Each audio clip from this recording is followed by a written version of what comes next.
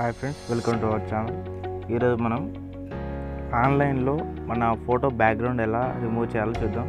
దీనికోసం మీరు చాలా సాఫ్ట్వేర్ ట్రై చేస్తుంటారు. నేను సింపుల్గా గూగుల్లో ఎలా చేయాలో చూపిస్తాను, చూడండి. ఫస్ట్ క్రోమ్ ఓపెన్ చేసుకోండి. ఇక్కడ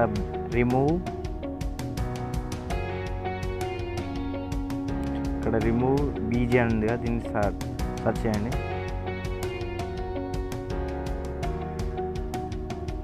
ఇక్కడ అప్లోడ్ ఫైల్ ఉంది, అప్లోడ్ అని క్లిక్ చేయండి.